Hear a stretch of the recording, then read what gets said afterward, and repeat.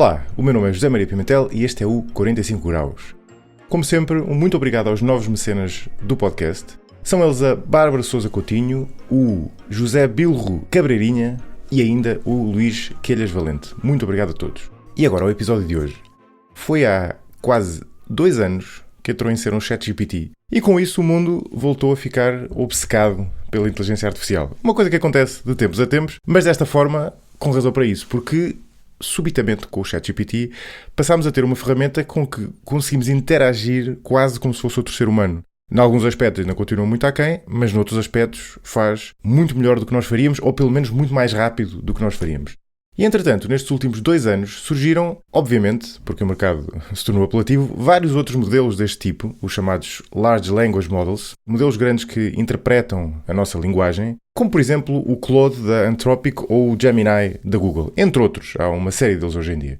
Já motivado por esta onda, fiz há 1 ano o episódio com o Pedro Domingos, um grande episódio, por sinal. Mas foi também um episódio mais amplo, em que falámos de modelos de inteligência artificial de muitos outros tipos, para além destes modelos específicos. E por isso achei que fazia sentido fazer um episódio dedicado especificamente ao tipo de modelos em que o ChatGPT se encaixa, para perceber como é que funciona a arquitetura deles e como é que foi possível, de repente, eles terem surpreendido tanta gente com o salto tão grande de performance que deram. Dificilmente podia pedir melhor convidada para este episódio. A Zita Marinho é investigadora na Google DeepMind, uma das principais empresas nesta área, criadora do Gemini, por exemplo, entre outros, onde trabalha atualmente na área de Reinforcement Learning, chamada aprendizagem por reforço, que é precisamente uma das componentes essenciais de modelos como o ChatGPT. A Zita tem um duplo doutoramento em robótica pelo Instituto de Robótica da Carnegie Mellon University, nos Estados Unidos, e pelo Instituto Superior Técnico.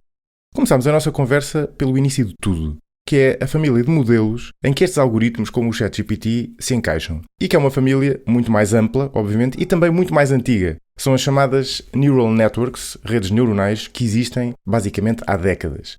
A arquitetura destes modelos de redes neuronais é, como o nome indica, inspirada no cérebro humano, no nosso cérebro. E como é que funciona? Basicamente, como a Zita explica, entre os inputs que damos a este algoritmo e o output que ele depois vai gerar, há nestes modelos de redes neuronais basicamente várias camadas, compostas cada uma delas por uma série de nós, e cada um desses nós, em cada camada, está ligado a vários nós da camada seguinte. E é basicamente assim que o modelo interpreta os dados, o input que nós lhe damos. E qual é a inspiração no cérebro humano? É que estes nós são basicamente o equivalente aos neurónios do nosso cérebro, e as ligações entre os nós são equivalentes às sinapses que ligam os neurónios. Tal como a nossa mente funciona quando nós pensamos ativando bilhões de sinapses ao mesmo tempo, estas redes interpretam o input que nós lhe damos, ativando as ligações entre os nós mais relevantes para entender. Mas também é preciso não exagerar nesta analogia com o cérebro humano, porque o nosso cérebro, por exemplo, não tem várias camadas de neurónios, tem, de certa forma, uma única camada, e as nossas sinapses não funcionam exatamente desta forma. Funcionam de uma maneira binária, ou ativam ou não, e não propriamente com base nas funções matemáticas contínuas que estes modelos usam. E isto para não falar de aspectos biológicos, como o papel dos neurotransmissores ou a importância das emoções na nossa mente, por exemplo. Nem de propósito, eu não estava à espera disso quando convidei a Zita, mas este ano houve 2 prémios Nobel para a inteligência artificial. O Prémio Nobel da Física foi atribuído a 2 físicos que desenvolveram trabalho precisamente em torno destes modelos de redes neuronais e de aprendizagem automática, e o Nobel da Química premiou o trabalho de 3 investigadores, 2 dos quais que trabalham como a Zita na Google DeepMind e que conseguiram, através destes modelos, prever a estrutura das proteínas. Uma coisa que, dito assim, se calhar não parece assim tão complicado, mas é bastante difícil, é um dos fenómenos mais complicados da biologia. E o avanço que esses modelos deram foi tão grande que este Prémio Nobel, o da Física, já há muito tempo que se dizia que ele poderia ser atribuído ao trabalho com estes modelos. Aliás, talvez alguns de vocês se lembrem que falámos sobre isso no episódio 157 com os irmãos Luís e João Batalha. Voltando às redes neuronais, esta família de modelos existia, como disse, já há muito tempo. O principal avanço que veio tornar possível modelos como o ChatGPT e outros modelos que também nos têm impressionado nos últimos anos e que geram som, imagens ou mesmo vídeo que parece completamente realista, o que tornou possível estes modelos foi a invenção de um tipo específico de algoritmo, os chamados Transformers. Aliás, o T de Transformers é precisamente a terceira palavra da sigla do ChatGPT, que é Generative Pre-trained Transformer, ou seja, é um elemento essencial destes modelos, do ChatGPT e de muitos outros hoje em dia. E foi uma revolução nestas redes neuronais porque basicamente veio permitir ao algoritmo entender muito melhor os inputs que recebe, nomeadamente fazendo algo que era muito difícil até aqui, que é perceber como o significado das palavras muda consoante o contexto, ou seja, consoante o papel que elas têm na frase. Portanto, uma parte importante da nossa conversa foi a tentar perceber estes modelos de redes neuronais e a revolução que estes algoritmos Transformers trouxeram. Uma vez tendo compreendido isto, perguntei também à Zita quais são, na opinião dela, no estado atual, as maiores forças, mas também as fraquezas deste tipo de modelos. E também, uma vez percebendo nós a arquitetura destes modelos, que dicas é que ela nos pode dar sobre como utilizá-los melhor. Imaginem, por exemplo, no ChatGPT, como calibrar o que nós escrevemos de maneira a tirar o melhor partido destes modelos, uma vez compreendendo a arquitetura deles. Isto é aquilo que se chama, pomposamente, na gíria desta área, Prompt Engineering. Engenharia de prompting, que é basicamente os comandos que nós escrevemos na janela do ChatGPT e de outros modelos. Já agora, eu digo a certo ponto que no ChatGPT não é possível fazer parágrafos, mas percebi depois que isto não é verdade, como muitos de vocês, se calhar, sabem. Basta fazer, já agora, para quem não souber, Shift Enter para fazer parágrafo dentro do ChatGPT. E no final, perguntei-lhe também o que é que podemos esperar no futuro, que modelos é que aí vêm, como é que eles nos vão surpreender, será que este modelo já tem o essencial para replicar a inteligência humana? Será que faltam ainda outras revoluções ao nível dos algoritmos? Será que faltam dados? Enfim, no fundo, o que é que nós podemos esperar olhando para o futuro? Foi uma grande conversa. Foi uma conversa também desafiante. Preparem-se. Este é daqueles episódios que vão dar luta. Espero que gostem e não liguem que nos momentos iniciais o som tem um problema e não está com grande qualidade. E agora, deixo-vos com Zita Marinho. Até à próxima.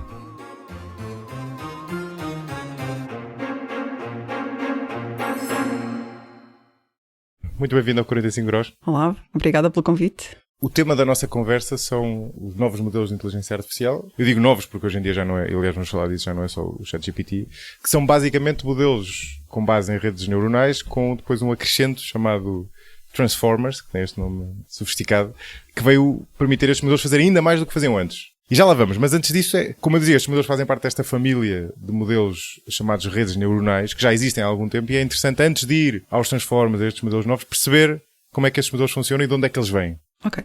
Estes modelos, apesar de novos, já vêm com uma bagagem de research para trás muito antiga, que tem uma inspiração naquilo que se achava que era o modelo dentro do nosso cérebro, através de neurónios, não é? Exato. Em que cada unidade mais simplista, os neurónios, conseguiam, através da sua ligação entre eles, formar uma rede que poderia distinguir padrões complexos. Pronto, e parte um bocadinho dessa inspiração. Não tem quase nada a ver com o que é que se passa dentro da nossa cabeça. Sim, exato. A analogia é um bocado enganadora, não é? Exatamente. Sim. São modelos computacionais, pronto, que a inspiração vem um bocadinho daí. Pronto, e partem um bocadinho desta aprendizagem pelo conexionismo, não é? Que padrões diferentes geram outputs diferentes e o que dita a distinção deles é a forma como os neurónios se ligam entre eles. Sim. E eles surgem para dar, quer dizer, isso é que explica o sucesso deles, eles têm muito mais flexibilidade do que outros modelos anteriores, muito mais em que se tentava programar. Sim, monolíticos, como a caso do nosso computador, não é? Isso, às vezes quando queremos mudar aquilo que ele consegue modelar, não é? Temos que mudar o chip todo. Temos que mudar o computador, propriamente dito. Ou melhor, podemos armazenar coisas diferentes na memória do computador e isso permite-nos detectar novos inputs. Mas no caso do nosso cérebro, a forma como os neurónios estão ligados entre si é que ditam o que é que ele vai dar de output na saída. Sim, quando nós temos um pensamento qualquer, dizer, neste momento que eu estou a falar contigo e tu comigo, há uma série de neurónios, na verdade, sinapses, que são as ligações entre os neurónios, que se ativam e que produzem. Exatamente. E, portanto, isso é que vai ditar o que é que vai estar no padrão da saída. E se, por exemplo, queremos testar numa coisa completamente diferente, vamos ter que retreinar, ou seja, vamos ter que mudar a máquina. E no caso de uma máquina normal de um computador, bastava mudar a memória, ou mudar o que armazenamos lá, não é? Sim. E é o teu CPU que vai começar a fazer operações lógicas sobre isso. Neste caso é um bocadinho diferente, é a própria máquina e as ligações entre os nós da rede, ou os neurónios, neste caso, que vai editar aquilo que está no padrão de saída. A analogia faz sentido, e claramente estes modelos tiveram inspiração na biologia. Aliás, estamos a gravar isto no dia em que dois físicos ganharam o prémio Nobel pelo início destes modelos, não é? Segundo percebo, não é? E portanto eles têm inspiração na biologia, embora depois, na verdade, também é um bocado enganador, porque ele não funciona exatamente como o nosso cérebro, não é? Tem em comum a questão de serem redes de neurónios, mas depois a arquitetura é um bocado diferente. Eu sei que é difícil explicar essa arquitetura sem ter uma imagem, não é? Mas tu consegues mais ou menos explicar? Então é assim, quando temos redes neuronais, a ideia é aprender, através dos dados, a fazer predições, pode ser de classes, pode ser de reconstruir o input. Por exemplo, quando temos uma imagem e vamos pôr noise, barulho em cima dela, e depois queremos reconstruir a imagem sem esse ruído. Sem esse ruído, sim. Pode ser, limpa, sim, pode ser a previsão de uma probabilidade de um certo evento, ou de uma palavra, no caso dos language models, dos modelos de língua. Se calhar podemos usar aquele exemplo clássico que é o de reconhecer algarismos, não é? Ok, podemos reconhecer algarismos. Algarismos escritos à mão, não é? Pronto. Ou seja, número 2 escrito por não sei quantas pessoas, não é? Sim. Criar um algoritmo que seja capaz de, independentemente da variação da nossa caligrafia, reconhecer que sempre que é o número 2. Nesse caso, por exemplo, podes pôr a imagem ou uma forma codificada qualquer da imagem no teu input, e no teu output terias, no final, uma classificação sobre cada um dos algarismos, ok? Seria as tuas previsões na saída. E então, a rede neuronal em si é uma camada de nós ligados entre si.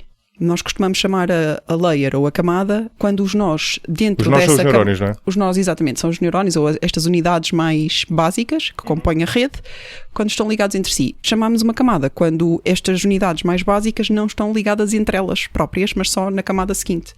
Portanto, chamamos uma camada quando temos vários nós, em que estes nós vão se ligar à camada que está e não acima, entre eles. E não entre eles. Exato. Lá está a analogia a quebrar, né? A analogia com o cérebro, sim. Sim, porque o que interessa na noção da camada é a profundidade da rede. Portanto, é o número de saltos que terias que dar entre os nós para chegar ao caminho mais longo. Ok. E aqui, voltando ao exemplo dos algarismos, não é? Tu tens um input, o que significa que tu tens de ter uma maneira de ler esta imagem, ou seja, um 2 escrito à mão, não é? Imagina escrito por mim. Não é? Isto é das versões mais simples que há, por isso é que normalmente é dada como exemplo. Não é? E o que acontece é, tu terias o meu 2 ou o teu 2 representado num plano, não é? Com 2 eixos. Sim, normalmente tens um canal RGB, não é? Que é o quê? Tens o red, green, blue, não é? Sim. Ou então podes só ter binário, em que tens preto e branco, não é? Na imagem, e tens valores reais que descrevem a intensidade, ou inteiros que descrevem a intensidade do pixel. Do pixel, exatamente. Ou seja, repartias aquilo tudo em pixel. E depois podes vectorizar, e neste caso perdes um bocadinho a estrutura do 2, mas tens a representação da imagem na mesma. Vectorizar é pôr tudo numa coisa com de largura, não é? Uma dimensão. Sim. Ou então tens uma representação qualquer que tenha em conta a estrutura do problema. Pronto, mas isso é o teu input, não é? Mas tu, desculpa interromper, só para isto ficar claro, mas tu estás sempre a fazer o mesmo, que é a tentar ler aquele input que vai entrar na rede como se fosse, no fundo são quase os neurónios de entrada, não é? De certa forma, não é? Que estão a ler aquele input. Vão processar o teu input de alguma maneira, numa forma que vá permitir fazer tarefas mais complexas com este input. No teu caso, é classificar o algarismo. E aqui o desafio no input, estou a tentar descrever isto de uma maneira muito concreta para quem está a ouvir, ou seja, aqui o desafio é que o meu 2 e o teu 2, nós conseguimos ambos perceber que são o mesmo algarismo, mas não estão escritos da mesma forma. O que significa que eles não vão entrar, a leitura não é igual, ou seja, vai haver partes que sobrepostas, mas vai haver pontos do espaço em que o teu está a branco. Há diferentes padrões de input do 2 que ele vai ter que identificar como a mesma classe. Isso, e portanto o desafio é que o algoritmo desenvolva esta espécie de senso comum baseado na experiência que nós temos de perceber que aquilo são sempre 2. Exatamente. Sim, vai aprender estas associações, que certas diferenças da forma como se escreve o 2, com a curvinha no canto, ou com o manuscrito, ou mais caligráfico. Boa. Portanto, isto é o input. O input lê de alguma forma, como tu dizias, pode ler bidimensionalmente, pode ler unidimensionalmente, até pode ter outras características, mas lê mais ou menos estas imagens, não é? Sim. E depois isto entra e como entra é que numa rede, não entra é? numa rede e depois como é que se processa a partir daí? Depois a rede vai aprender estas associações e a forma como aprende é através dos pesos a que dá a cada ligação entre estas unidades, estes neurónios. Portanto, vai dar mais cada peso. Pixel e o neurónio seguinte, digamos assim. Sim. Mais peso ou menos peso a cada uma destas ligações entre dois neurónios. Sim. Okay? E depois vai chegar, já vamos falar como é que ele aprende, não é que isso é importante, mas, ou seja, onde é que ele vai buscar esses pesos, mas isto depois vai andando de camada em camada até ao output. Sim. Que te diz qual é o algarismo. Não é? Isto não vão ser só pesos lineares, não é só multiplicação por pesos, não é? De uma forma linear, em cada camada costuma-se ter uma não linearidade, que pode ser uma espécie de um botão que deixa passar informação ou não, por exemplo. Uma função de threshold, em que depois é linear, mas de certa forma pode cortar a informação se for necessário. Uma gate, não é? Sim. E então cada unidade básica é formada por isto. Tem inputs que podem vir da imagem ou da camada anterior, multiplica por uns certos pesos e pode ter um offset, que costuma-se chamar bias, e depois passa por uma não linearidade.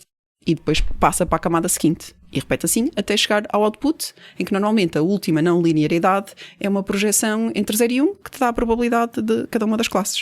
Sim, e portanto o output disto, ou seja, o resultado... No teu exemplo específico, seria uma probabilidade de ser vários cada um dos algarismos. Sim. E portanto o resultado, digamos assim, para efeitos práticos é aquele algoritmo que tem mais probabilidade. Exatamente. Portanto, ele não é binário, ele não diz é um 2 de certeza, ele diz-te há X%, vamos supor, 90% de probabilidade de ser um 2.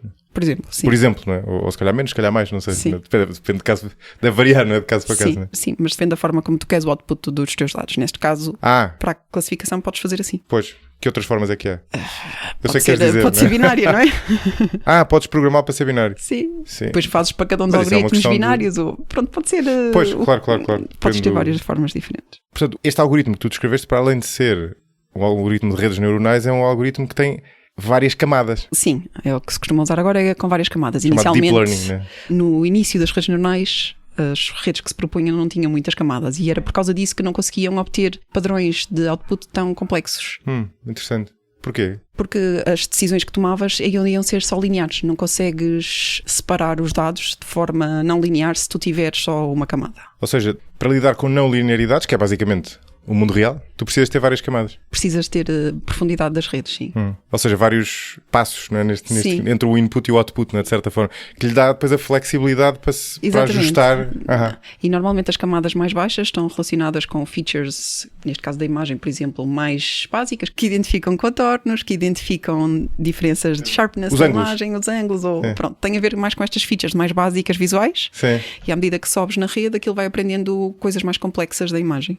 Pois é engraçado, ou seja, no fundo, para lidares com diferentes dimensões, com diferentes variáveis, tens de ter um sistema não linear, como é óbvio, não é? Porque um sistema linear, por definição, está circunscrito a duas, não é? Sim. Isso é engraçado, mas tu disseste aí uma coisa que é apelativa, mas eu tenho a ideia que não é sempre assim. Ou seja, tu estavas a dizer, o modelo nas primeiras camadas está a tirar essas Em características. geral, são características mais gerais, mais fundamentais. Mas não é porque ele seja programado assim, porque ele não é programado. Não, aprende a ser assim para conseguir prever as coisas, porque nas camadas acima estás a usar informação muito das camadas de abaixo e vais misturando a informação, não é? Mas a ideia que eu tenho é que às vezes quando tu vais inspecionar o modelo ele surpreende, ou seja, tu estarias à espera que ele fizesse isso. Sei lá, estarias à espera que a primeira camada fosse os contornos e depois vais ver e aquilo não é exatamente o que a tua intuição diria que era. Sim. Se eu estiver enganado, diz-me, mas eu lembro-me de ler sobre isto. Ou seja, não é uma coisa interpretada, não é? Aquilo não é... Ninguém foi lá dizer que agora vais aprender os contornos na camada 0 ou na camada 1, não é? Ou seja, para ele interpretar aqueles dados, muitas vezes ele segue uma lógica vista de fora que não era a que tu estarias à espera. Nessa... É aprendido. A representação que as camadas inferiores vão aprender depende dos dados que tens e é aprendido, não é? Sim. O que eu quero dizer é aprendido de uma forma que às vezes te surpreende. Pelo menos é a ideia que eu tinha. O que mostra a potência destes modelos não pré-programados, digamos assim, não é? De certa forma. Sim, eu vejo mais isto como features de padrões que ele vai ter que identificar e aquilo, quanto mais para baixo se desce, aquilo vai ser comum a todos os padrões. Imagina que tu para preveres que é o 2 ou outro tipo de... vais ter que prever agora outro tipo de imagem. As coisas mais comuns vão ter que ficar nas camadas mais baixas. Claro. Que explica mais a diferença dos dados. Sim. Que vai ser utilizado para todas as coisas. Porque imagina, se tu puseres a 0 um nó na camada de baixo, vai influenciar muitos outros nas camadas acima. Enquanto se tu puseres a 0 um nó na camada de cima, se calhar só vai influenciar um output. Ok. Portanto, o grau de influência das camadas abaixo é muito maior do que o grau de influência das camadas acima. Certo, exatamente. Portanto, sim, permite ter mais refinamento das decisões que vais tomar quanto mais acima estiveres. Sim, mas ancorado ao que está nas camadas de baixo, que está mais fixo. Portanto, vai obrigar a própria representação das camadas de baixo a ser uma coisa mais geral, não é?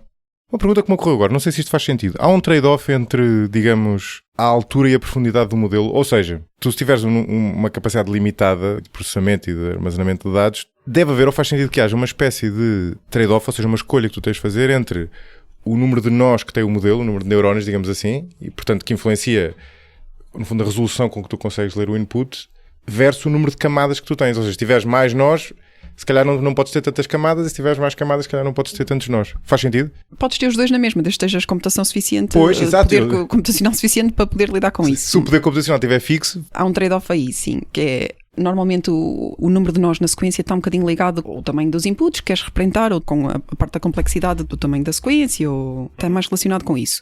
A parte deep está relacionada com a complexidade da tarefa, porque quanto mais deep tens, vais ter mais decisões complexas que a própria rede vai conseguir tomar. Sim, dá-te essa elasticidade. Tem outros problemas, porque vais estar a multiplicar muitas multiplicações seguidas, não é? Cada camada vai estar a multiplicar umas por outras e vais ter problemas inerentes ao facto de teres redes mais profundas. Do tipo, ou tendo para 0 ou tendo para... Exatamente, tens os vanishing gradients, ou quando estás a aprender por gradiente, ou exploding gradient. E já agora, estes modelos novos, o ChatGPT e o Gemini, por exemplo, têm quantas camadas? Estou a ver aqui na net, diz que o GPT-3 tem 96 camadas. Ok. Mas acho que isto multiplica por causa da história, da questão do Transformers. Eu acho que com o número de parâmetros consegues ver mais ou menos quão grande é o modelo, não é? Mas é muito, O não é? De facto é GPT-3 muito. tinha 175 bilhões de parâmetros e tinha 96 camadas, não é? O 4 a gente não sabe.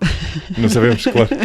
Espera aí, parâmetros é o quê, já agora? Portanto, um parâmetro vai ser um peso que dás à ligação entre dois nós. Cada dois nós tem um peso. Ok. Ok? Mas também tem dois pesos para a frente. Mas cada camada pode ter muitos nós, não é? Aí o número de camadas só te dá o número da profundidade da rede. Sim, mas não dá o número de nós, não é? Não dá o número de nós em cada camada. Não dá a altura. E há uma coisa importante que nós não falámos aqui ainda, que na verdade é quase o mais importante disto tudo, que é como é que estes modelos aprendem. Ou seja, voltando ao nosso modelo de há bocado, tu tens um input, que é uma maneira de ler, vamos pôr uma imagem, não é? Mapeias aqueles pixels e depois esse input entra no sistema, é alimentado a neurónios, que são os tais nós, e que depois estão ligados para a camada seguinte, atribuindo um peso, no fundo, ao nó na camada seguinte. Entre dois nós, sim. Mas isto só vai funcionar bem se tu consegues ensiná-lo a reconhecer a imagem, não é? Como é que tu consegues ensinar-lhe que aquele output que ele reconheceu está bem reconhecido, ele reconheceu um 2 e era de facto um 2, ou está mal reconhecido e portanto ele tem que mudar os pesos para trás. A ideia que eu tenho é quando tu começas estes pesos, estes ponderadores, são mais ou menos aleatórios, não é? São muito próximos de zero e aleatórios. E depois vão alterando consoante as predições que fazem. Portanto, na rede de detecção dos algarismos, Sim. estás a detectar o 2, só que de repente a tua imagem afinal eram 3. Sim. E vais ter uma diferença das probabilidades que tu dizias nos algarismos, não é? Portanto, tinhas um valor muito grande para o 2 e se calhar um mais baixinho para o 3. Mas o valor verdadeiro vai ser um 1 no 3 e 0 em todo o resto. Portanto, vais pegar no erro, que há de ser a diferença entre 1 e a probabilidade que tu atribuíste ao 3 e vais agora... Mandas para trás. Exatamente. Sim. Vais propagar para trás os erros que fizeste no final da tua rede. E é uma questão só de propagação de erros, de regra da cadeia, de multiplicação de... Sim. Sendo que na verdade o teu output é todo ele diferente de 0 e diferente de 1, não é? Qualquer coisa entre 0 e 1 variável, mas depois o valor verdadeiro é 1 para o algarismo certo e 0 para tudo o resto, não é? Sim. E depois tu propagas a diferença para trás, não é? Sim. Que no fundo vai reforçar os pesos do que conduziria a prever o algarismo que efetivamente é e tenderá a baixar os outros. Exatamente. Sim. A ideia será essa. Sim. No meio deste matagal difícil de mapear, não é? Porque está tudo ligado, não é? Sim. Desta rede. Não é? Mas o fundamental é que, por exemplo, nós sabemos que a forma como alteramos o sinal em cada camada tem esta função que há de ser a não linearidade seguida da multiplicação dos pesos, que é linear.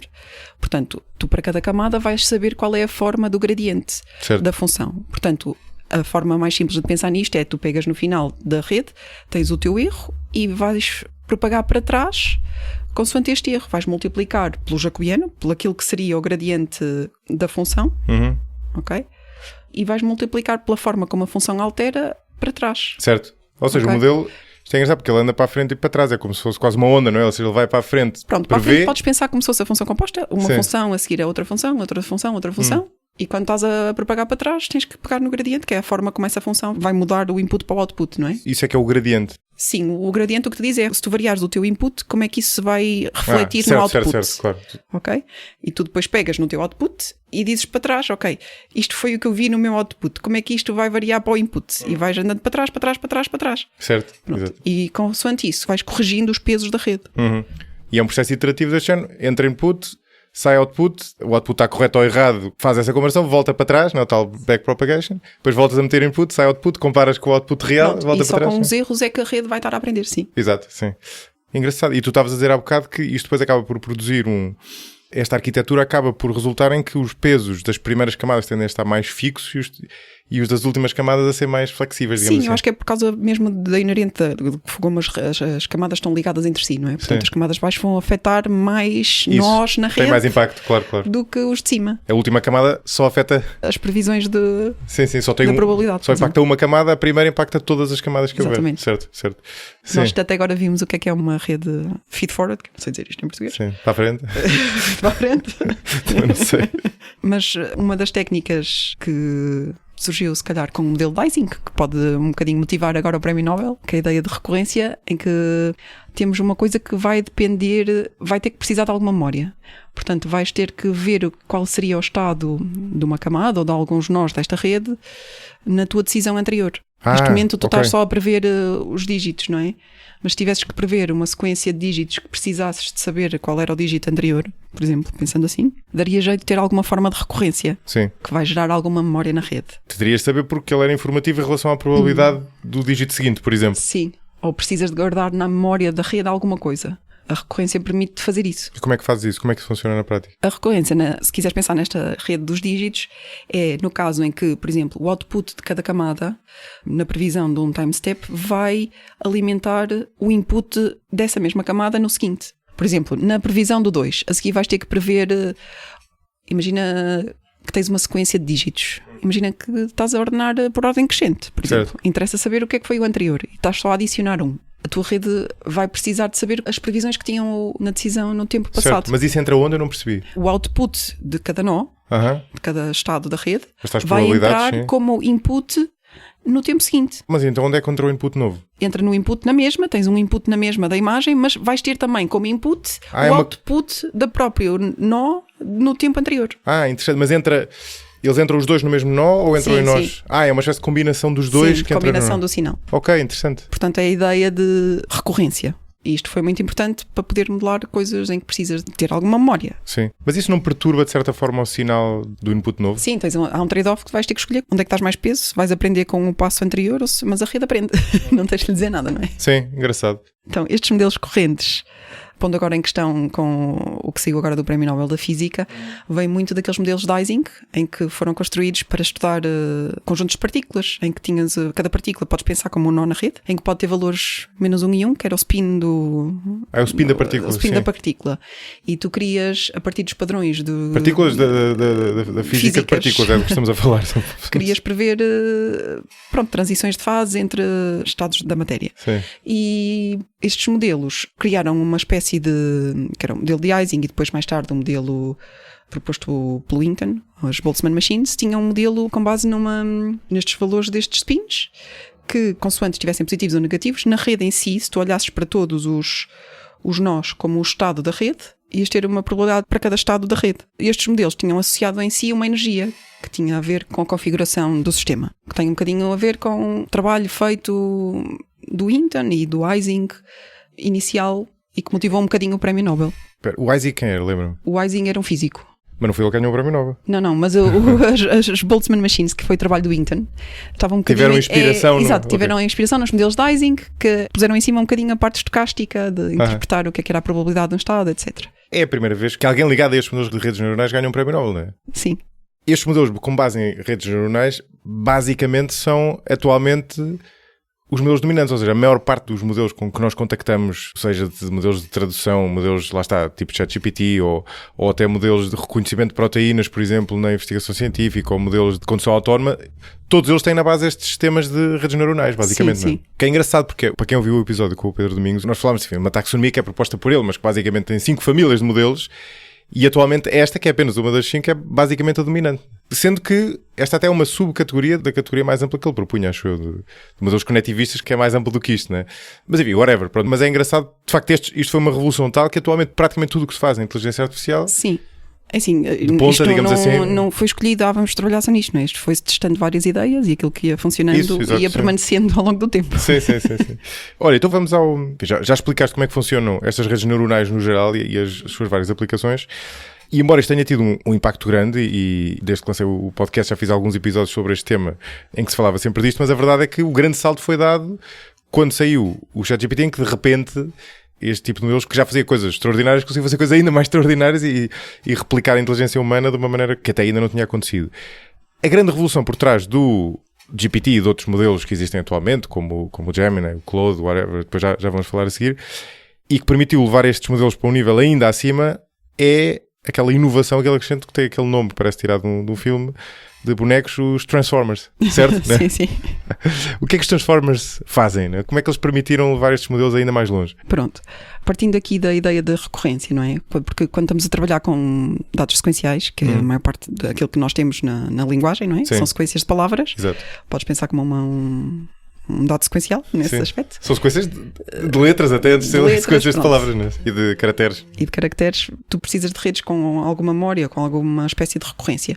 Só que o problema dessas redes era que tinham quando tinhas redes muito deeps, tinhas problemas de multiplicação de pesos que poderiam levar à explosão dos pesos ou desaparecerem e a rede deixava de aprender. Aquilo que falámos há bocado, ou convergia para 1 ou convergia para 0, não é? Ou seja, ou convergia para muito alto. Os pesos explodem ou convergem para 0 e depois a rede deixa de aprender. Portanto, Exato. Isso leva a com que seja um bocadinho limitado a memória que tens no tempo das sequências.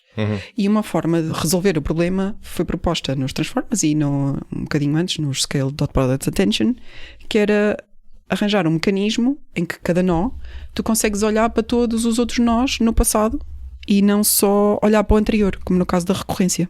Portanto, no caso da recorrência, o teu input é só o output do nó no passo anterior, não é? Sim, da iteração imediatamente anterior, não é? Do algarismo anterior, como tu dizias há bocado. Sim. Não é? E aqui consegues olhar para vários caracteres naquela frase. Sim. Anteriores. Ou na camada anterior. E aqui consegues olhar para todos eles e ter uma média ponderada por um peso, que é o que a gente chama de attention, que é um peso, é um escalar, não é?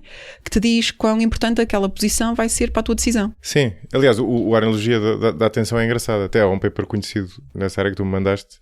É o paper mais conhecido, acho eu, que se chama Attention is all you need. Dos tipos da Google, não é? E esse é Sim, é quando os Transformers funcionaram assim em grande escala. Sim, sim. E tem um título provocador, é engraçado. E de facto o nome atenção, ao contrário de Transformers, que é um nome, para quem está fora um pouco informativo, os mecanismos de atenção até têm uma interpretação relativamente intuitiva, não é? Porque a lógica a isso, eu percebo, tu estás a alimentar o algoritmo com uma frase, vamos supor. E a atenção diz ao algoritmo qual é a atenção relativa que ele deve dar do que precedeu da frase até este caractere aos vários componentes da frase, não é? Sim. No fundo é isso, exemplo, né? Pensando para trás... para retirar contexto relevante para interpretar aquela frase. Exatamente, é olhar para o contexto daquilo que as predições que fizeste até agora e ver o que é que precisas para decidir a tua próxima predição. E a ideia é que isto varia consoante o que estás a prever, não é? Isso, exato, sim. É aprendido. Sim, ou seja, se eu entendo, tu sem isto tinhas um modelo que tinha dificuldade em lidar com as ambiguidades da língua, consoante o contexto, não é? E a língua tem muitas ambiguidades. Era um bocadinho mais monolítico, não era tão flexível como neste caso. Mas sobretudo em relação ao contexto, não é? Se eu entendo. Tinhas contexto na mesma, mas era um contexto mais limitado, portanto não olhavas para cada coisa para trás, olhavas ou para um sumário da sequência que já viste, ou olhavas só para o anterior. Mas os Transformers permitem olhar para mais histórico? Ou isso já existia, o que eles permitem é, dentro do histórico para que tu estás a olhar, concentrar a atenção do algoritmo mais numas partes da frase e menos noutras? Exato, permite isso. A segunda? Sim, no anterior tinhas uma decisão que era só podias olhar para um deles, ou tu olhavas normalmente para o final, não é? Para o último. Codificavas a tua sequência de alguma forma num vetor e olhavas para esse vetor como se fosse o contexto. Neste caso, tu vais codificar a cada passo que vais escolher, vais codificar a tua sequência de forma diferente e não sempre da mesma. Imagina que estás a gerar uma sequência de palavras, uma frase. Ao longo da tua geração, tu vais poder escolher qual é o teu contexto, porque os teus pesos da atenção vão variar conforme aquilo que é importante para tu preveres agora. Só uma coisa para ver se eu percebo bem. Tu, antes dos Transformers serem inventados, digamos assim, não é? Nos modelos da geração anterior, tu, quando estavas a projetar o espaço seguinte, era simplesmente um modelo recorrente, como tu descreveste há bocadinho, que tinhas só, vamos supor, o caractere ou o algarismo da iteração imediatamente anterior? Tinhas, ou podias ter um histórico maior? É assim, por ser recorrente tens um histórico infinito, não é? Porque estás a fazer recorrência das coisas que vais fazendo. Tens alguma informação a passar, não é? Mas o teu input é só o tempo anterior, não é? Mas esse tempo anterior vai conter informação do tempo anterior, do tempo anterior, do tempo anterior, certo. Que a informação é comprimida de alguma forma. Um bocado como falávamos das camadas há bocado, não é? E neste caso não há esta compressão tão óbvia, é só através desta combinação linear. Portanto, num modelo recorrente, tu vais, a partir de um determinado passo, vais comprimir a informação e passar para o seguinte, através deste estado, não é? E vais fazendo isto recorrentemente. Ou seja, tu quando estás num determinado ponto da sequência, vais conseguir olhar para muitas coisas lá para trás, mas a informação vai ter que passar. Sim. E se calhar passa para este estado, mas para o seguinte já não vai passar, porque pronto, não vai interessar de alguma forma. Mas este exige mais memória? Este exige mais memória, sim. Porque está a passar mais informação? Este exige que cada ponto na tua decisão vais olhar para tudo para trás. É quadrático. Pois, mas era isso que eu estava a tentar perceber. Ou seja, por um lado, ele faz com que em cada ponto tu olhes para todos os outros. Para todos os outros. E ao mesmo tempo faz com que dentro de todos esses outros tu dês mais peso ou que naquele contexto é mais relevante, ou não? Sim, é mais flexível e tem mais memória. Por ter mais memória vais ter esta flexibilidade extra de poder escolher o que é relevante. E como é que ele escolhe o que é relevante? Tu aprendes uns pesos. Tens 3 coisas, que é key, query e value, que é que normalmente as tuas queries codificam aquilo que tu queres que a rede aprenda. Okay? É a tua pergunta. As keys codificam a representação do modelo daquilo que já viu. E é o que te vai permitir projetar aquilo que tu estás a perguntar naquilo que o sistema já sabe. Pronto, a intuição que eu tenho é esta. E depois o value é efetivamente o valor da representação da rede. Okay? Portanto, as keys e os values normalmente estão no mesmo espaço de informação e te permitem procurar, por exemplo, faz uma pergunta qualquer, não é? Ou uma palavra, gato. Se calhar vai ser muito semelhante com coisas, com outros animais, não é? Porque a representação costuma ocorrer naquela posição com outros animais, como cão, etc. Pronto, e esta representação semântica das palavras nestes vetores é o que dá esta flexibilidade ao modelo de poder aprender estes mecanismos de atenção. Ou seja, por ser semelhante semanticamente, se calhar vai partilhar informação e vai permitir ao modelo atender a coisas que já viu para trás. Consegues dar um exemplo de algo que o modelo de uma geração anterior tivesse muita dificuldade de fazer e que estes modelos fazem bem? Ou seja, algo que os modelos sem Transformers fariam mal, sei lá, por exemplo, pensar na tradução. Sim. Por exemplo, quando tens informação no início da frase que tu precisas para prever, sei lá, imagina que codificas uma frase e precisas agora, quando estás a fazer tradução, precisas da informação que estava no início.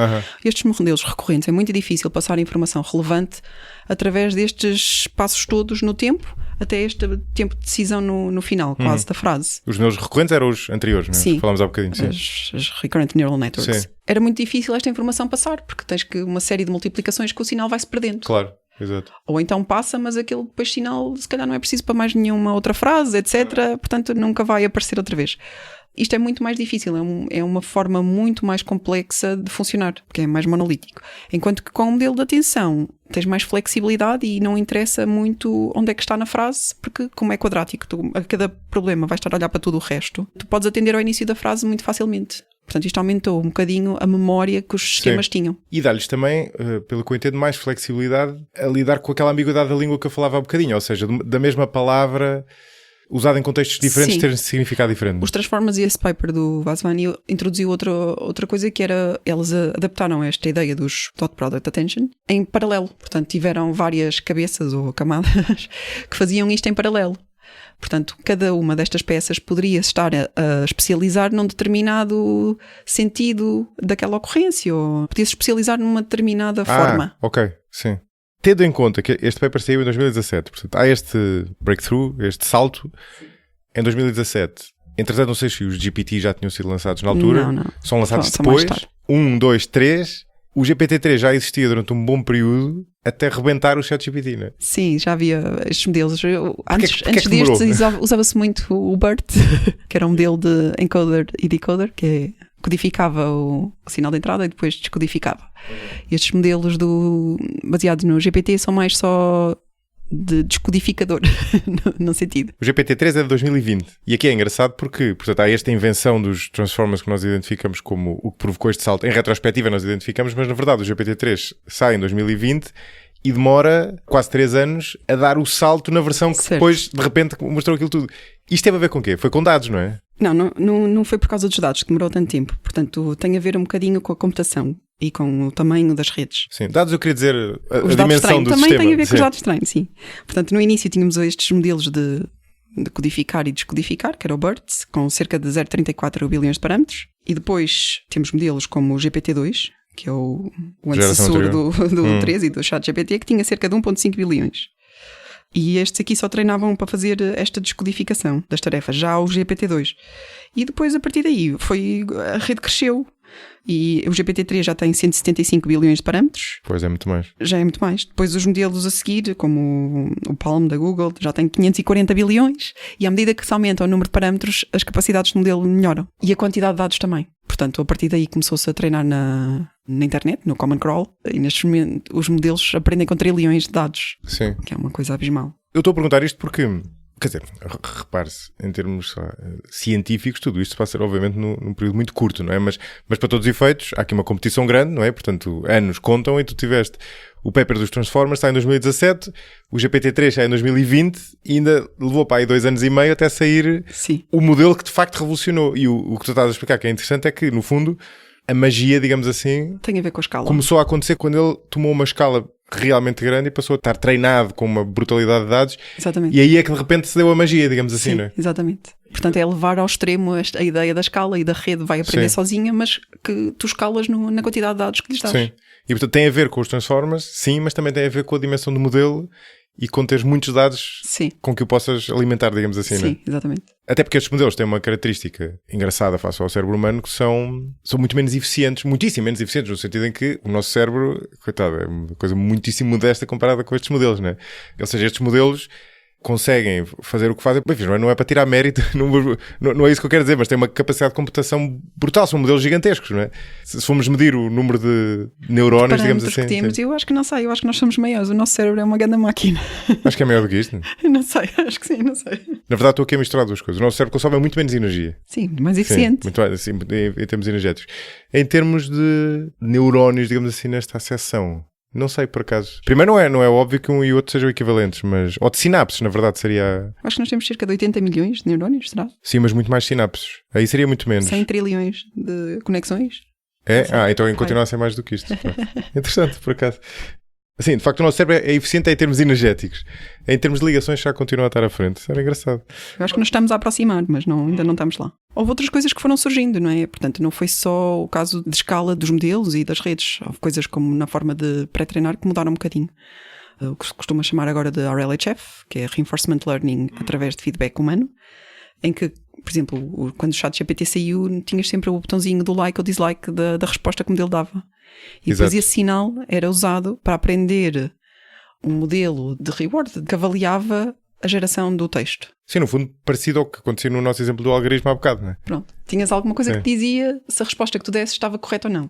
E aprendes um modelo de avaliação e com base nesse modelo de avaliação depois podes retreinar o teu modelo que gera a linguagem ou para gerar mais dados que tu consigas treinar ou então para melhorar as tuas gerações. Eu, por acaso, sempre tive alguma dúvida em relação a isso. Esse plugar para cima, plugar para baixo, é uma coisa um bocado grosseira. Como é que tu usas isso para alimentar o modelo? Imagina, ele tem um output gigantesco, não é? Tu só lhe dizes, olha, isto não está muito bom. Como é que, em termos matemáticos... Tem a ver com a quantidade de dados. Depois tens montes de gerações. Imagina, depois quando vais propagar para trás o erro, certo. para além do erro, tens uma preferência em que tu vais dar um peso maior, ou melhor, um erro menor a gerações que têm uma melhor classificação, ou melhor avaliação pelo teu modelo, certo, okay, estou a do perceber. que os outros. Sim, porque tu geraste não sei quantas e... Certo. E atualmente, para além do ChatGPT, que na verdade é o que eu conheço melhor, quais são os principais que andam por aí? O Gemini, que é o que tu conheces melhor, né?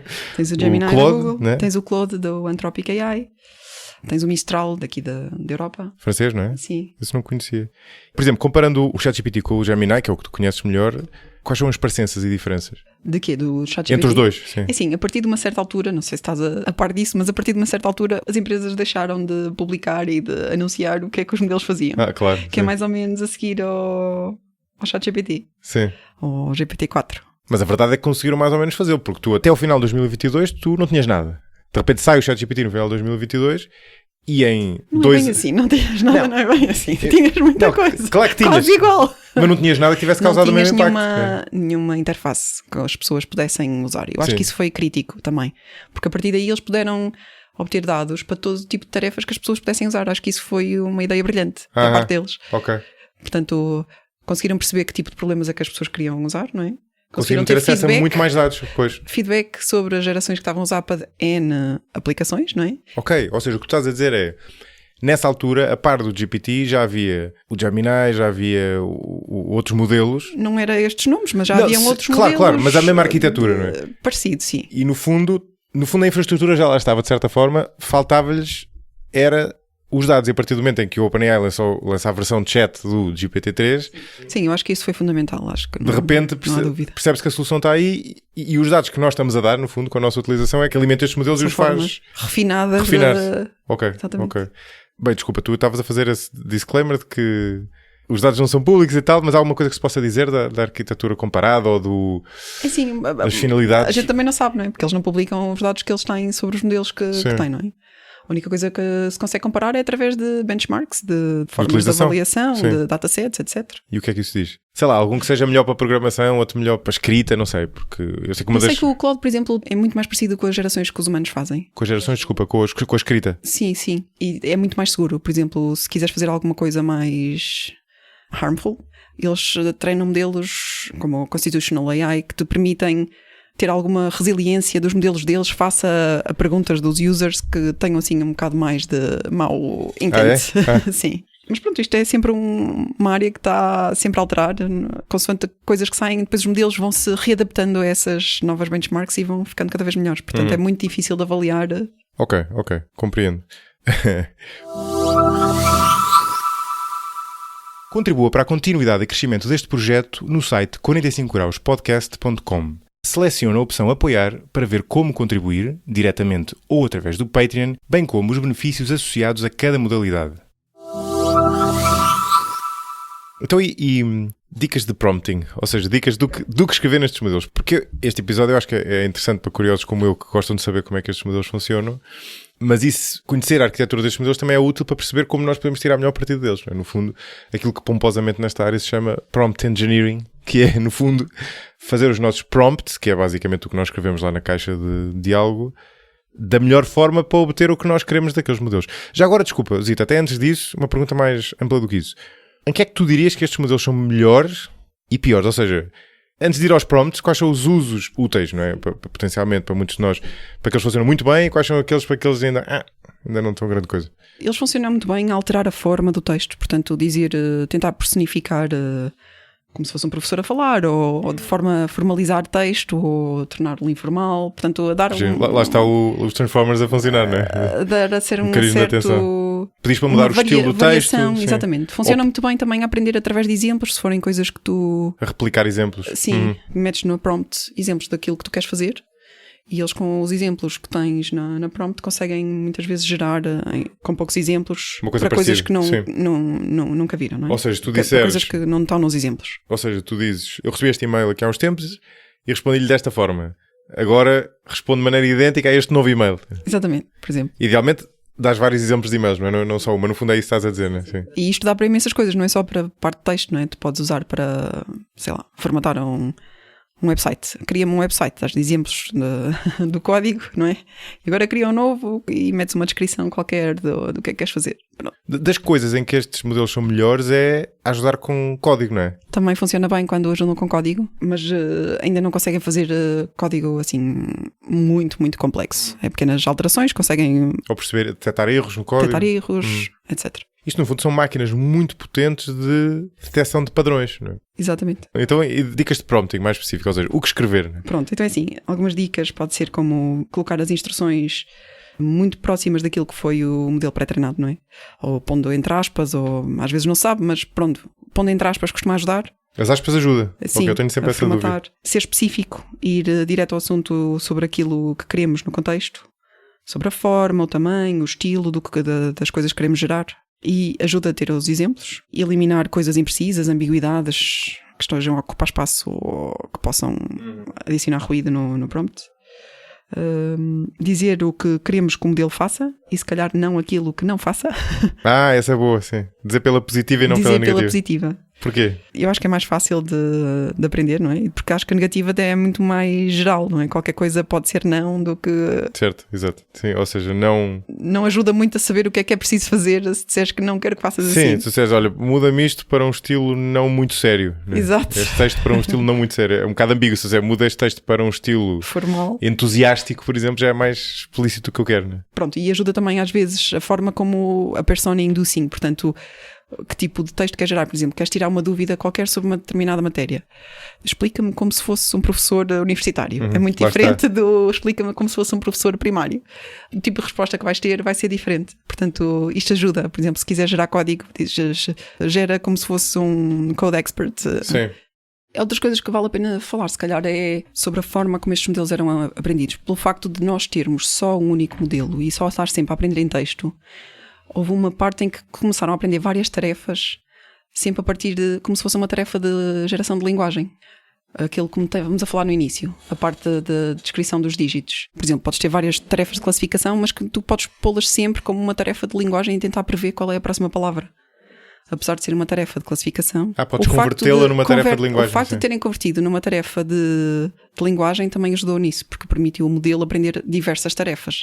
E de repente consegues ter várias capacidades que o modelo consegue fazer tudo num só modelo, que é um modelo de linguagem, mas não está só a aprender a gerar texto, está a aprender a fazer várias coisas. Vai aprender matemática, vai aprender a fazer adição de dígitos, etc. Apesar de ser um modelo de linguagem, porque puseste a tarefa de aprender a somar e a resolver problemas matemáticos como um problema de geração de linguagem, de geração de texto. Mas tenderá a ser imperfeito, não? Porque ele está só a funcionar com associação de padrões, não é? Sim, mas quer dizer, deve funcionar surpreendentemente bem. As regras que extrai a partir daí, o que precisa de extrair para gerar a forma correta, vai sendo cada vez mais complexo e às vezes já funciona para problemas bastante difíceis. Claro, o que eu quero dizer é, se tu aprenderes a somar, consegues fazer qualquer soma. Mas se tu aprendes a somar apenas como reconhecimento de padrões, sem entenderes a lógica, só vais conseguir somar o que já viste, não é? Conseguem somar até muitos dígitos. Curioso. Mesmo sem ter... Sim, sem serem pré-treinados para isso. Esse é um grande debate nesta área, não é? Sim, portanto há algumas capacidades, que é o que se chama de emerging capabilities, destes modelos que, a partir de um certo tamanho, da volta de 7 bilhões de parâmetros, começam a aparecer. E eu acho que tem a ver um bocadinho com este facto de colocarem isto como uma tarefa de linguagem. Sim. Ou seja, quando os modelos atingem uma determinada dimensão, surgem estas propriedades emergentes. Emergentes é no sentido de não serem identificáveis diretamente no modelo. De repente surge... Sim, começa a aprender umas regras e a generalizar para coisas que nunca viu. Por exemplo, no caso da soma, não é? Dos dígitos. Sim, isso é interessante. E isso liga a outra coisa. Eu há bocado perguntei-te o que é que era bom nestes modelos e o que era mau. Para que é que eles eram maus? Tu não me disseste para que é que eles eram maus. Para que é que eles... Okay. Ou seja, em que é que eles ainda falham? Eles são muito bons a gerar texto que é muito plausível. Que tu poderias ler... No início eles geravam texto que era muito... Muitas vezes não tinha conteúdo, não tinha forma estrutural, mas gerava texto coerente e legível, não é? Sim, parecia fazer sentido. Sim, mas não tiravas grande sumo daquilo que estava lá escrito. Agora começam a ser bastante melhores, não é? E geram coisas mais complexas. Mas ainda há um bocadinho essa falta de tudo o que precisa de reflexão ou de planeamento ou de coisas mais complexas, como procura, etc., ainda não funciona muito bem. Apesar de haver já alguma investigação nessa área. Sim, aquilo que eu noto enquanto utilizador é que as pessoas são muito bons em tudo o que dependa de ter muitos dados e detectar padrões e são piores em aspectos de... Lá está, que envolva mais raciocínio. Embora esteja a tornar bastante melhor. Há um relatório da BCG, da consultora, que é de 2023, sabe eu, que eles fizeram uma investigação engraçada que era a perceber... Sim, há muitos papers a falar sobre isso e sobre as limitações dos modelos e onde é que... Mas eles estão sempre a mudar, porque eles estão sempre a reempreender. Quer dizer, era sobre isso, mas media o impacto direto porque media o impacto que tinha sobre o trabalho das pessoas. E é muito engraçado porque uma das coisas que às vezes diz que estes modelos não têm criatividade, o que poderá ser verdade num sentido mais, lá está, da capacidade de generalizar que tu falavas há bocadinho, mas no sentido mais mundano do termo, eles são imensamente criativos. E isso era o que resultava melhor ali, do tipo, olha, eu quero lançar um negócio de venda de flores, por exemplo, whatever, não é? Punhas lá, dá-me ideias para não sei o quê, e ele dá-te não sei quantas ideias. Sim. Se calhar há 2 ou 3 que tu te lembrarias sozinha. Muitas deles inventam, nem sequer existem, não é? Não, mas quando são possibilidades, digamos assim. Ou seja, porquê? Porque eles têm acesso a tantos dados. Sim. Que ele vai se lembrar de mais coisas do que tu poderias sozinha lembrar-te, não é? Certo? Há sempre... Mas eles têm um problema que é esta parte de verificar a veracidade daquilo que estão a dizer, por exemplo. É muito mais complicado. Tudo o que precisa de experiências, digo eu, não é? De verificar as sources é muito mais difícil porque eles estão simplesmente a gerar texto. Claro, eles não têm. Daí aquela questão da alucinação, não é? Quando eles alucinam, que é quando dá uma coisa que parece fazer sentido, mas na verdade... Ou tudo o que precisa de algum pensamento mais de planeamento. Por exemplo, se lhe pedires, estou a jogar xadrez e fez este move e este. O que é que eu vou fazer a seguir? Muito raramente vai-te gerar uma coisa... Pois, porque aí depende, é muito contextual, não é? E não aprendeu nisso, não é? Não há dados na internet que te vão descrever em texto jogos. Se houver, se calhar vai aprender. Não sei se calhar há. E também tem um contexto grande e junta várias dimensões. Este relatório da BCG era engraçado porque ele mostrava que ele era muito melhor do que as pessoas neste aspecto da criatividade, neste sentido de imaginar possibilidades, mas era pior, por exemplo, em resolução de problemas. Eles metiam lá, sei lá, um caso de uma empresa qualquer, punham resultados da empresa, umas notas de reuniões, eu não sei o quê, e aquilo dava-te uma resposta muito redonda, que para a questão da criatividade é boa, porque garante que tu vais a todo lado, mas aqui impede-te de ir ao cerne da questão, não é? Ou por outra, tem uma grande probabilidade de não ir ao cerne da questão, não ir ao que tu queres resolver, não é? E isso, pelo menos na minha experiência, a limitação destes modelos é um bocado por aí, mas é porque também lhes falta...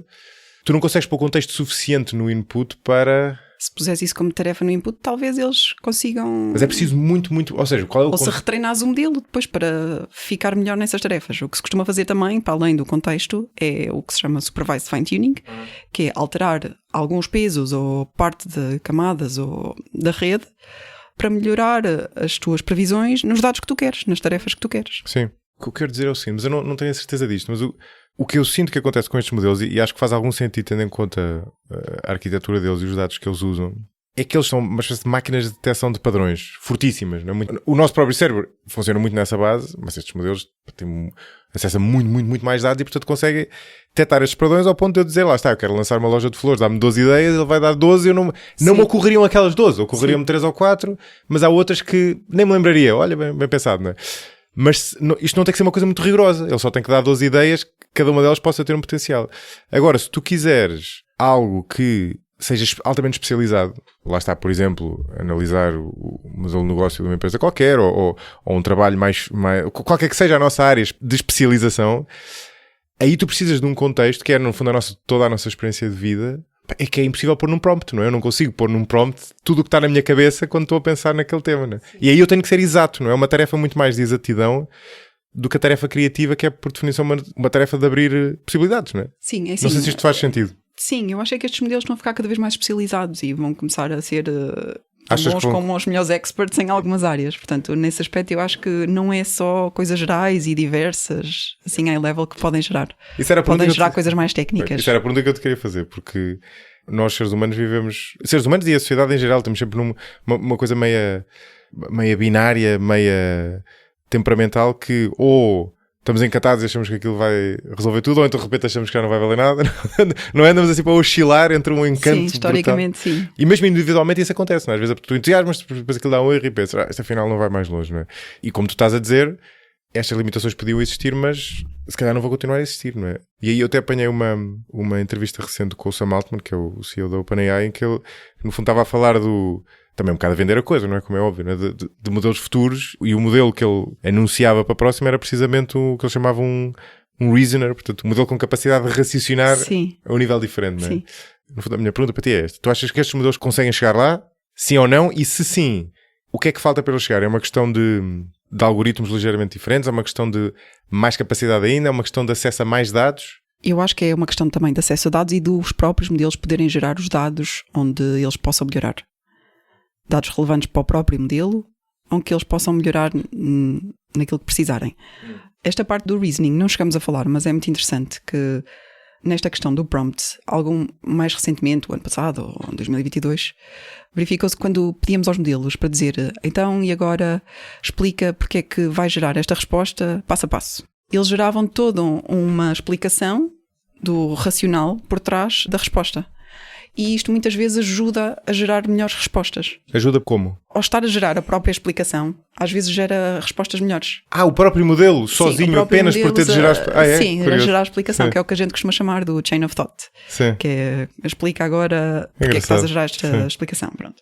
E esta parte do reasoning tem um bocadinho agora a ver com isto, com a parte dos modelos poderem explicar-se o tipo de pensamento que estão a fazer, ou poder criticar as gerações que estão a fazer, para poderem melhorar sobre eles e começar a gerar coisas mais complexas. Mas como é que isso funciona na prática? Como é que eles já criticam?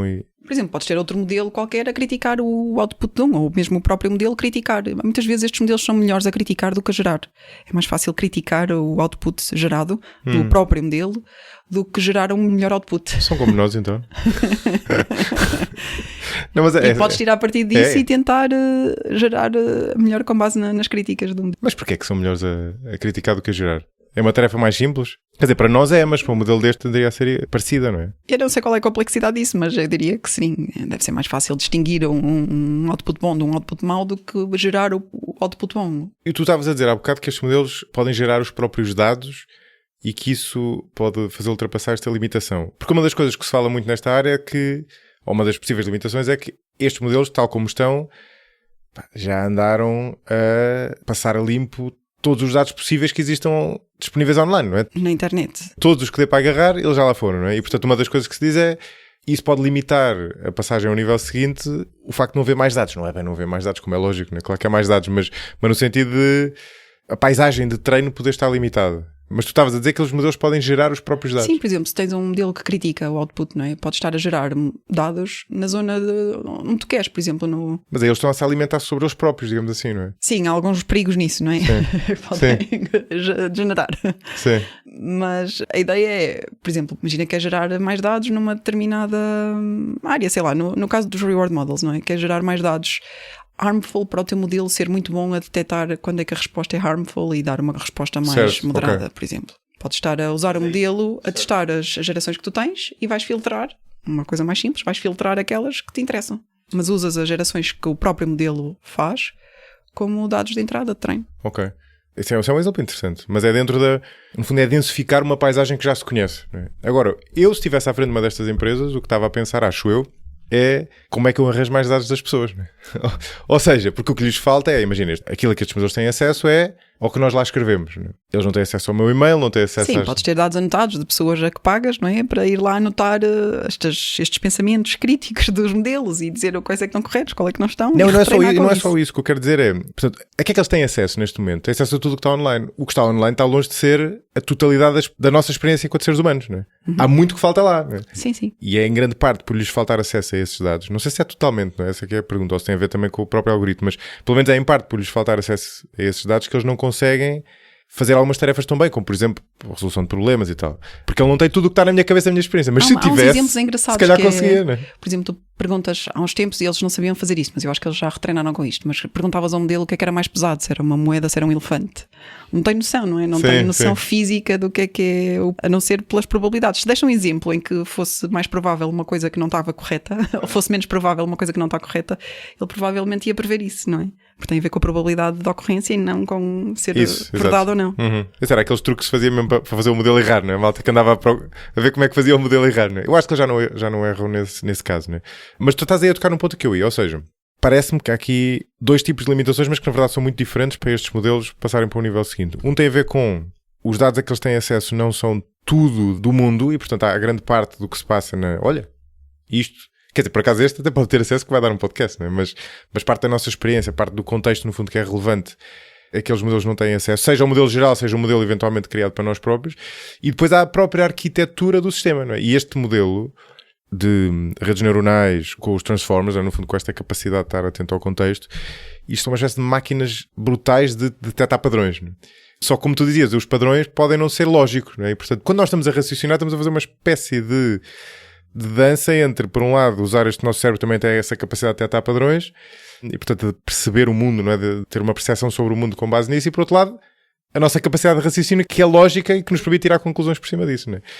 Estes modelos à partida não estão programados para esta segunda coisa, não é? Para a parte lógica. Para a parte lógica. No entanto, como tu dizias há bocado, eles às vezes fazem coisas, sim, essas propriedades emergentes que a pessoa não esperaria, não é?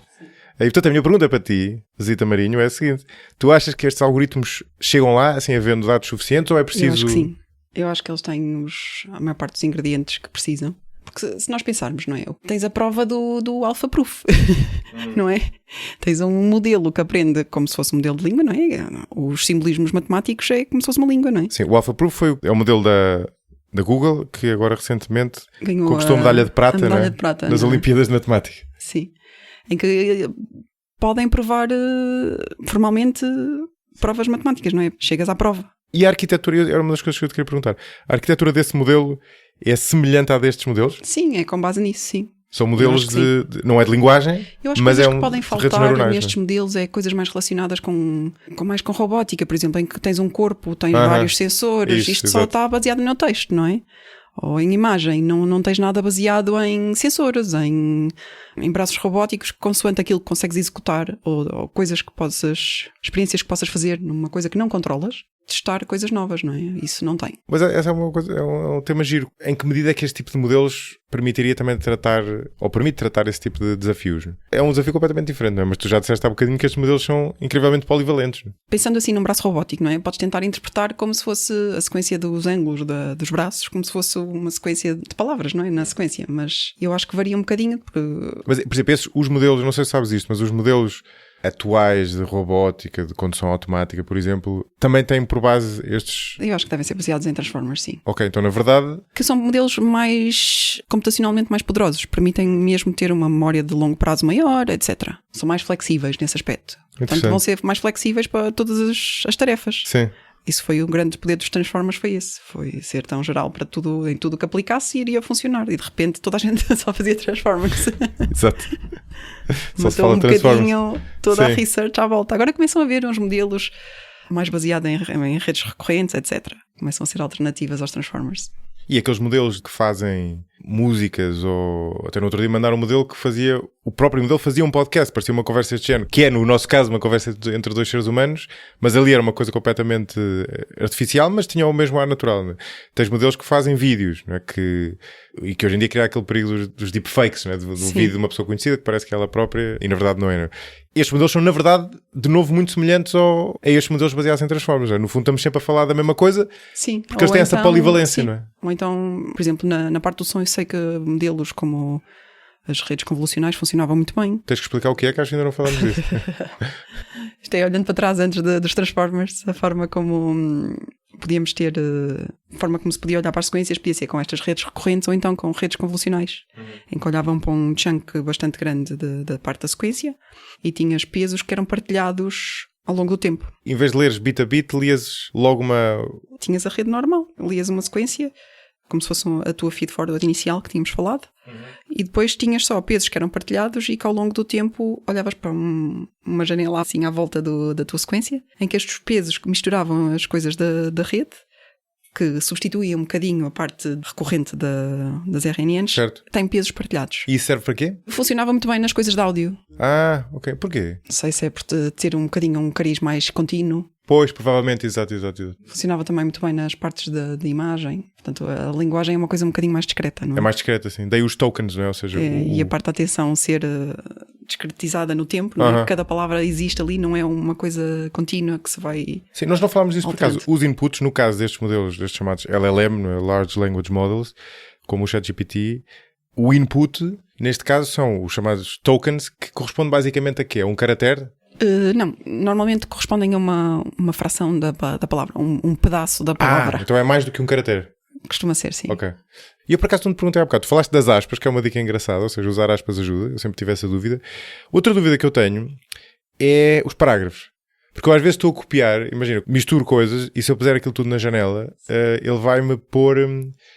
imagina, eu quando copio, ele faz-me logo um parágrafo e já digo, responda a este e-mail como fizeste no anterior, vamos supor. E colo o e-mail, ele faz um parágrafo, mas depois quando eu começo a escrever a seguir ao e-mail, já não me faz um parágrafo. Eu começo a escrever, posso pôr a aspa final, mas estou a continuar na mesma linha. Eu pergunto-me sempre, será que eu devia fazer parágrafo? Espero que isto seja compreensível para quem está a ouvir. Eu no ChatGPT não consigo fazer parágrafo, teria que escrever aquilo à parte para pôr depois o meu prompt, provavelmente dito, a começar na linha de baixo e voltar a colar no ChatGPT. Por isso é que eu não faço sempre e dá-me algum trabalho. Mas a minha dúvida é, isso faz diferença? Normalmente as partes do formato alteram muito o output, sim. Ok, então é boa prática, é boa política, na dúvida pôr um parágrafo. Não sei se funciona por parágrafo ou não. Sim. Mas o formato da mas eu prompt interessa. Sim. Tudo isso interessa. Isso é engraçado, porque... E quanto mais próximo for da forma como foram pré-treinados, se calhar também não falamos disso, não é? Diz lá. Que os modelos têm uma parte em que treinam com muitos dados da internet, não é? Na tarefa de prever o próximo token. E isso é o que a gente chama de pré-treino. Certo. E em que são treinados com trilhões de dados, não é? Da internet. Depois, quando queres adaptar a uma tarefa mais pequena ou a uma tarefa de pergunta-resposta, etc., às vezes são o que a gente chama de fine-tuned. Há aquele dataset específico para melhorar a performance que tem para aquele dataset. Qual dataset, desculpa? Qualquer um que estejas a usar para uma tarefa que queiras fazer. Se quiseres melhorar o teu sistema e adaptar o teu sistema, a forma como as pessoas fazem é fazer fine-tune. Não vão retreinar um modelo destes com a internet toda. Mas quais pessoas, desculpa? Empresas, eles ou nós? os users, ou quem quiser fazer download do modelo e usar para uma coisa qualquer, não é? Portanto, a usar um modelo pré-treinado e que depois pode ser usado para fazer prompting, que é o que a gente costuma chamar few-shot learning, sim, ou fine-tuning, em que tu adaptas os pesos da rede para a tarefa que tu queres. Mas nós, utilizadores, podemos fazer isso? Sim, podes fazer download dos modelos que são open. Certo. Ok, dos que estão disponíveis. Claro. E não são todos. O GPT não é. Sim. E adaptar para tarefas que queiras. Eu acho que os da Mistral são. Mas isso requer alguma programação ou não? Sim. Sim. Pois, por isso é que estamos a dizer, quando eu digo nós utilizadores, são não programadores, não é? Ok. Tu também consegues, à partida em cada janela, tu consegues fazer mais ou menos isso. Se lhe deres contexto, estás a... Sim, de certa forma, o que a gente chama de in context learning. Isso, exato. Não estás bem a treinar, mas estás a... Estás de certa forma a aprender. Sim. Por acaso, uma dúvida que eu tenho é, às vezes estou a escrever, imagina, estou a escrever algo em português, mas no meio ocorre-me o termo em inglês mais facilmente. E eu misturo um termo em inglês no meio de um texto em português. E pergunto-me sempre, será que ele claramente conhece, até conhece melhor o termo em inglês do que os termos em português, porque tem muito mais dados, mas será que isto o baralha, digamos assim? Eu acho que não. Eu acho que eles são treinados Porque ele multilingues. nunca leu aquela frase nas duas línguas, se calhar. Nunca leu isto. As concorrências nunca ocorreram entre português e inglês, não é? Havia uma forma de treinar modelos que era assim, que era pegar umas palavras para treinar multilingue e substituir por outra língua. Ah, era? essa é boa. Não sei se isto depois persistiu. Mas o que tu estavas também a tocar noutra questão interessante, que é estes modelos, por exemplo, o GPT, o nome do GPT significa Generative Pre-Trained Transformer. Transformer nós já sabemos o que é, Pre-Trained também já sabemos, e o Generative, ou seja, o generativo, tem basicamente a ver com prever o próximo token, ou seja, a maneira como eles foram feitos é um modelo que está treinado para prever o próximo token, ou seja, tu escreves uma frase qualquer e ele prevê, vamos para simplificar dizer, a palavra mais provável de surgir a seguir à última que tu escreveste, né? Tendo em conta lá está o contexto e o que falámos há bocadinho, sei lá, imagina que eu escrevia Heróis do Mar, vírgula, provavelmente ele preveria a seguir a palavra nobre, porque é o que está no hino e é, enfim, provavelmente a palavra que mais vezes apareceu a seguir àquele token, não é? Portanto é assim basicamente que a coisa funciona. Como é que tu depois convertes isto numa coisa que tem capacidade de responder a perguntas? Que parece muito diferente, na verdade é parecido, não é? Mas como é que tu fazes isto? Como é que tu dás este salto de um modelo que está feito para... Prever o próximo token para responder a perguntas, é isso? É porque, imagina, tu parece uma coisa muito diferente. Metes a pergunta no contexto, ele está a gerar o próximo token que é a resposta e vai gerando sequencialmente. Mas tu tiveste de o treinar com muitas perguntas e muitas respostas. Exato. E treinaste com muitas perguntas e respostas e ele quando está a prever os tokens, está a prever os tokens das respostas. Eu sei, mas desculpa, espero não estar aqui a complicar escusadamente uma coisa. O que eu quero dizer é, a maior parte dos dados que ele consumiu na internet não eram perguntas e respostas. Alguns seriam, outros não é? Mas sim. Tu queres treiná-los especificamente... Para alguma tarefa, não é? Como é que ele aprende isso em contexto escolar? A certa altura, as pessoas começaram a aprender com aquilo que se costuma chamar que é o instruction tuning, que é, tu metes também nos dados de treino a tarefa que queres fazer, a pergunta e a resposta.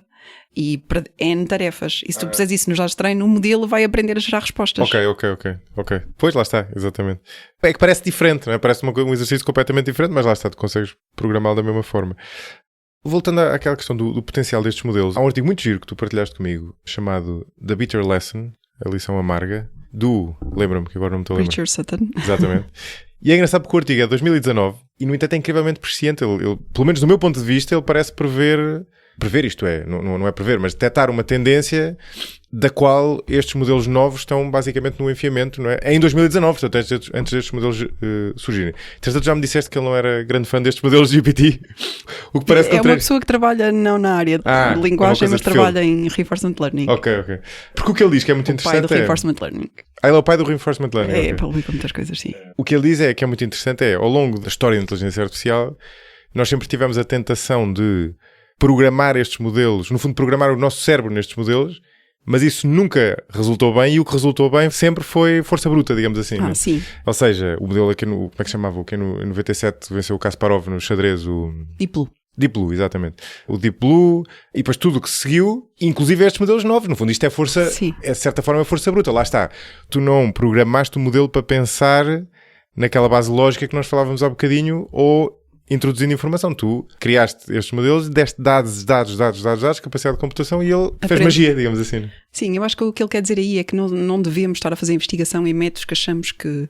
Como é que achamos que o modelo deve aprender? Não deve ser isso que nós desenhamos, não é? Nos modelos. Acho que devemos fazer investigação para tirar partido da aprendizagem ou melhorar a aprendizagem e a procura que os modelos possam fazer.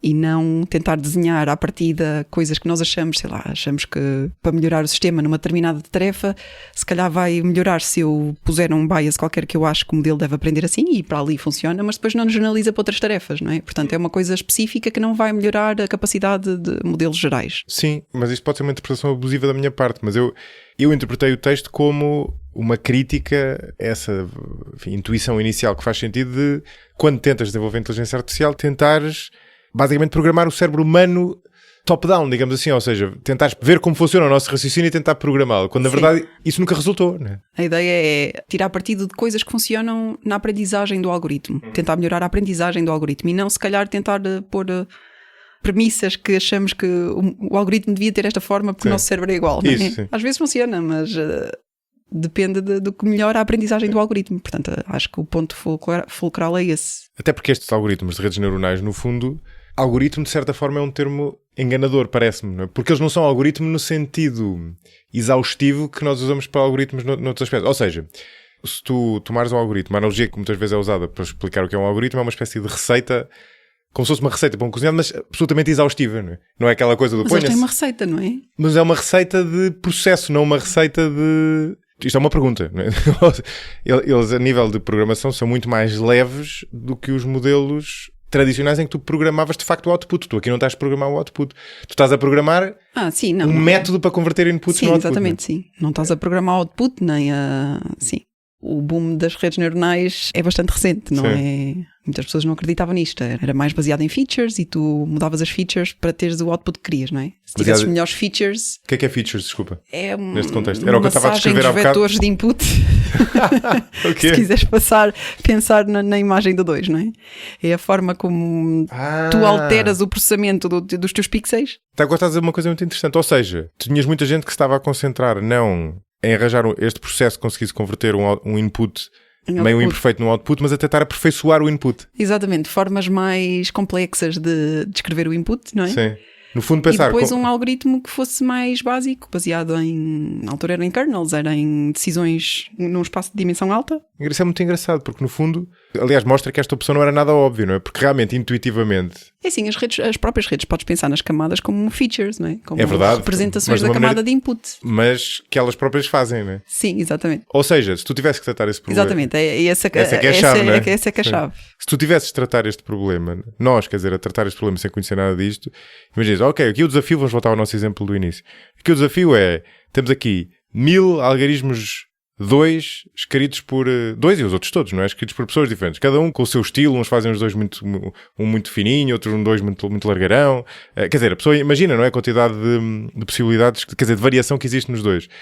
A nossa tentação inicial era, vamos arranjar uma maneira de normalizar estes dois. Exatamente. Para depois poderes pôr no algoritmo. Assim, variante para todos, para depois poderes pôr no algoritmo e decidir. E o que estes algoritmos fazem é, tu não precisas de tratar os dados, eles próprios vão perceber esse padrão de uma maneira que tu, se quiseres programar tu própria, introduzir tu própria como feature, não é? Nunca irias conseguir. Sim, são mais gerais nesse aspecto. Nunca irias, ou pelo menos até agora não conseguias, não é? Se calhar até podes ajudar o algoritmo a decidir, mas são coisas que dependem muito daquilo que tu fazes, não é? Depois não generalizam para outras tarefas, não é? Sim.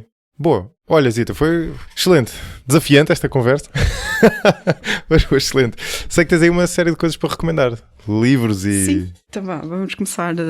Tenho um curso para recomendar, que é muito interessante, do Ted Polk, sobre The Learning Brain. Boa, que ele depois ponho na descrição. Fala sobre como é que o nosso cérebro aprende. É muito inspirado naquilo que o nosso cérebro faz, mas eu achei super interessante. E mesmo para pessoas que não estão a trabalhar na área, mas querem aprender melhor, ou a estudar melhor, isto funciona muito bem. Isso, exato. Tem coisas muito engraçadas que se calhar também funcionam para os algoritmos. Muitas destas coisas é de facto verdade para os algoritmos. Embora o nosso cérebro seja muito mais limitado. Sim. Assim, como randomização dos dados, o que é que funciona melhor, etc. Depois tenho alguns livros, uma perspectiva mais histórica. Tenho um livro que é A Brief History of Mathematical Thought, do Luke Heaton, que fala sobre um bocadinho o pensamento matemático, como é que evoluiu ao longo do tempo. E pronto, ele começa na linguagem, que as pessoas precisavam de comunicar aquilo, tipo de operações que faziam, accounting, etc. É muito interessante. Mas liga a estes modelos? Não liga aos modelos, mas é a parte do pensamento matemático que muito interessante. Sim. Então é interessante assim mesmo. Sim, mas... E eu acho que os algoritmos saem um bocadinho do pensamento matemático, não é? Generalização do pensamento matemático. E depois mais sobre a parte da inteligência. Tenho a Brief History of Intelligence, do Max Bennett. E pronto, depois tenho assim umas coisas mais técnicas. Força. Se alguém quiser um survey sobre os LLMs, uma coisa mais técnica. A comparar os LLMs atuais. Há um muito engraçado que é A Survey for the Perplexed. Acho que assim é o título. Sim. Mas eu depois partilho. Boa. Então eu meto tudo nas referências. Boa. Zita, obrigadíssimo. Foi ótimo. Obrigada pelo convite. Obrigado. Este episódio foi editado por Hugo Oliveira. Contribua para a continuidade e crescimento deste projeto no site 45grauspodcast.com. Selecione a opção Apoiar para ver como contribuir, diretamente ou através do Patreon, bem como os benefícios associados a cada modalidade.